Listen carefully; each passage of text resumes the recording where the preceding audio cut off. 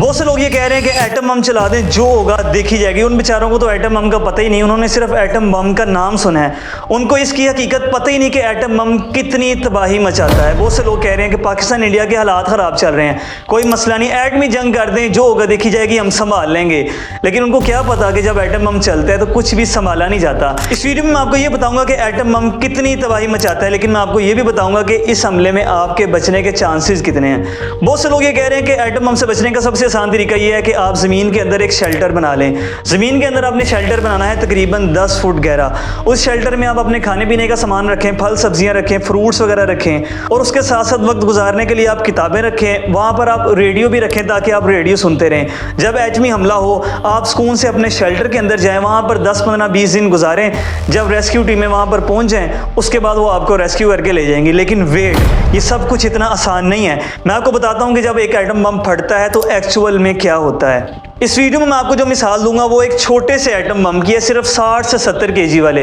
वही atom bomb जो America ने गिराए थे जापान पर, हिरोशिमा और नागासाकी पर। लेकिन सर ये आपने ये याद रखना है कि वो एटम बम थे 80 साल पुराने। अब जदीद टेक्नोलॉजी वाले 60-70 केजी वाले जो एटम बम है वो क्या तबाही ला सकते हैं। सबसे पहले तो अगर एटम बम फटता है आग से 4 से 5 किलोमीटर के अंदर अंदर, तो यकीन माने आपको कलमा पढ़ने का भी टाइम नहीं मिलेगा, क्योंकि एटम बम के फटते ही 1 सेकंड के अंदर अंदर जो उसके 5 से 7 किलोमीटर के अंदर जो चीज़ आती है वो चीज़ फना हो जाती है। अगर आप उसके 5 से 7 किलोमीटर के अंदर आते हैं तो यकीन माने आप पानी बनकर हवा में बिखर जाएंगे। लेकिन अगर आप एटम बम से थोड़ा सा दूर हैं, 10 किलोमीटर या इससे कुछ ज़्यादा, तो फिर आपको बचने के लिए मिलेंगे 5 सेकंड। आपके पास सिर्फ 5 सेकंड होंगे कि आप अपने शेल्टर के अंदर जा सकते हैं, क्योंकि एटम बम के फटते ही जब पहला धमाका होता है तो उसके एग्जैक्ट 5 सेकंड बाद होता है दूसरा धमाका। जब ये दूसरा धमाका होगा और इसकी ताबकारी हवा आप तक पहुँच गई तो आप उस जगह पर तड़प तड़प कर मर जाएंगे।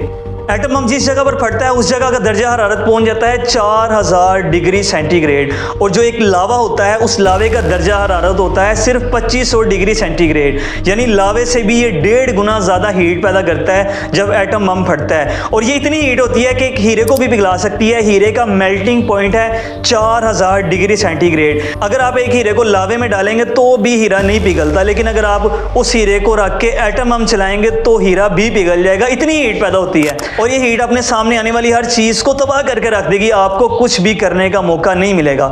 अगर आप इस हमले के 200 से 300 किलोमीटर के अंदर हैं तो आपके साथ होगा ये कि इस धमाके की जो आवाज़ है वो आपके कानों के पर्दे फाड़ देगी। उसकी वजह यह है कि एक नॉर्मल इंसान 100 डेसिबल तक सुन सकता है, एक एवरेज इंसान, लेकिन जो एटम बम की धमाके की आवाज़ है वो है 300 डेसिबल।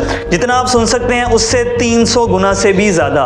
और इसकी आवाज़ इतनी खौफनाक होती है कि ये आपका दिल फाड़ सकती है, इससे आपका हार्ट फेल हो सकता है। हम ये फर्ज कर लेते हैं कि आप धमाके वाली जगह से 200 से 300 किलोमीटर दूर हैं। अब धमाका होते ही आपके पास 5 सेकंड है कि आप अपने शेल्टर में जा सकते हैं। अगर खुशकिस्मती से आप 5 सेकंड के अंदर अंदर अपने शेल्टर के अंदर पहुंच जाते हैं तो वहां पहुंचने के बाद आपके साथ क्या होगा। इतना आसान नहीं है कि आप शेल्टर में जाएंगे, सुकून से वहां पर खाए पिएंगे, 15-20 दिन इंजॉय करेंगे, उसके बाद रेस्क्यू टीमें आएंगी और आपको आके ले जाएंगे। ऐसा बिल्कुल नहीं होगा।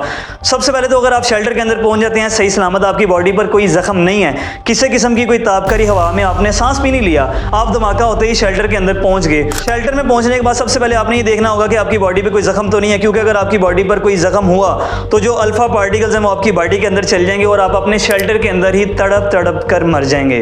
बहुत से लोगों को ये बातें खौफनाक लग रही होंगी, लेकिन अगर आप वीडियो को आखिर तक देखेंगे तो आपको पता चलेगा कि मैं आपको क्या बताने की कोशिश कर रहा हूँ। अगर आप सही सलामत अपने शेल्टर के अंदर पहुंच जाते हैं तो उसके बाद आपने अपने शेल्टर को अच्छी तरह बंद कर लेना ताकि जो ताबकारी हवा है वो आपके शेल्टर के अंदर दाखिल ना हो सके। उस शेल्टर के अंदर आपको खाने पीने का इंतजाम भी करना पड़ेगा, कम से कम 15 से 20 दिन का स्टॉक करना पड़ेगा। उसके अलावा वहाँ पे आपको एक पानी का टैंकर रखना पड़ेगा, लेकिन आपने याद रखना है नीला ड्रम वहाँ पे बिल्कुल भी नहीं रखना। अगर आपकी ज़रूरत ज़िंदगी की तमाम चीज़ें आपके शेल्टर के अंदर मौजूद हैं, उसके बाद जो सबसे इंपॉर्टेंट चीज़ है वो आपके पास वहाँ पर होगा रेडियो, क्योंकि जब एटमी धमाका होता है तो मोबाइल फ़ोन तो बिल्कुल काम नहीं करता, क्योंकि जो मोबाइल टावर्स हैं वो भी डिस्ट्रॉय हो जाते हैं और ये जो सिग्नल्स हैं मोबाइल सिग्नल्स ये भी काम नहीं करेंगे। जो इस तरह की टेक्नोलॉजी वाली जदीद चीज़ें हैं वो सारी तबाह हो जाएंगी। सिर्फ रेडियो सिग्नल्स काम करेंगे अगर एटमी धमाका होता है। उसके बाद आप अपने शेल्टर में ही रहेंगे, वहाँ पर रेडियो सुनते रहेंगे। 15 से 20 दिन भी आपको वहाँ पे गुजारने पड़ सकते हैं और वहाँ पर आप ज़्यादा से ज़्यादा टाइम सोकर गुजारेंगे। उस दौरान अगर आपको बुखार होता है, नज़ला ज़ुकाम, खांसी होती है या कोई भी मसला होता है तो उसका हल भी आपको शेल्टर के अंदर ही करना पड़ेगा। अगर आपकी बीमारी वहाँ पर ज़्यादा बिगड़ जाती है, किसी तरह जो रेडियो एक्टिव जो पार्टिकल्स हैं वो आप तक पहुँच जाते हैं, तो यकीन माने आप अपने शेल्टर के अंदर ही दफन हो जाएंगे। उस शेल्टर के अंदर किसी तरह आपने 15 से 20 दिन गुजार लिए, उसके बाद रेडियो पर आपको पता चला कि रेस्क्यू टीमें वहाँ पर पहुँच चुकी हैं, उसके बाद ही आपको वहाँ से रेस्क्यू किया जा सकता है। इसमें आपको ये पता चल गया होगा कि इस एटमी धमाके में आपके बचने के चांसेस कितने ज़्यादा हैं, क्योंकि जब एक एटमी धमाका होता है, एक छोटा सा 60 से 70 kg वाला एटम बम फटता है तो इसका इफेक्ट जाता है 900 किलोमीटर तक। यानी अगर एक सूबे पर एटम बम गिरता है तो उससे दूसरा सूबा भी मुतासिर होगा। आजकल जो जदीद एटम बम है, जो बड़े एटम बम है, वो तो पूरे मुल्क को तबाह करने के लिए काफ़ी है। मैं जो इस वीडियो में बात कर रहा हूं एक छोटे से एटम बम की। इस एटम बम के फटने के बाद आसमान की तरफ धुएं के स्याह बादल जाते हैं जो वहां पर जाकर काली बारिश बरसाते हैं, और ये बारिश जिस जगह पर गिरती है, दुनिया में अगर कोई चीज बच भी गई हो तो ये बारिश उसको तबाह कर देती है। इस काली बारिश का अगर एक भी कतरा आपकी बॉडी पर गिरता है तो जिस भी जगह पर गिरेगा आपका वो हिस्सा मुकम्मल तौर पर तबाह हो जाएगा। और इसका इफेक्ट जा सकता है एक छोटे से एटम बम का 900 से 1000 किलोमीटर तक। इसकी हवा, इसकी बारिश या किसी भी तरह इसके जो पार्टिकल्स हैं, इसका धुआं किसी भी जगह पर पहुंच गया तो वहां पर भी तबाही मचाएगा। अगर आप इस एटमी हमले से बच भी जाते हैं तो यकीन माने उसके बावजूद आपका निज़ामी ज़िंदगी मुकम्मल तौर पर तबाह हो जाएगा।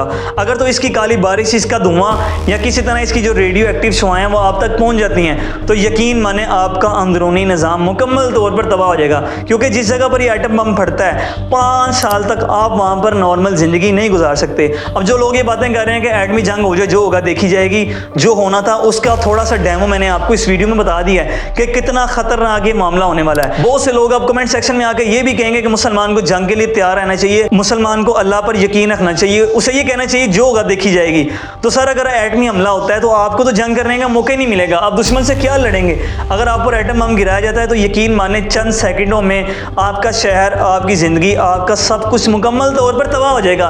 तो आप ये किस तरह कहेंगे कि हम जंग कर लेंगे, सामने वाले से मुकाबला कर लेंगे। एटम बम अगर गिरता है तो आपको तो मुकाबला करने का मौका नहीं मिलेगा, तो आप दुश्मन से कैसा मुकाबला करेंगे। अब जो लोग एटमी जंग के हक में हैं उनको मेरी ये वीडियो शेयर कर दें ताकि उनको ये पता चल जाए कि एटम बम आपके साथ क्या करने वाला है।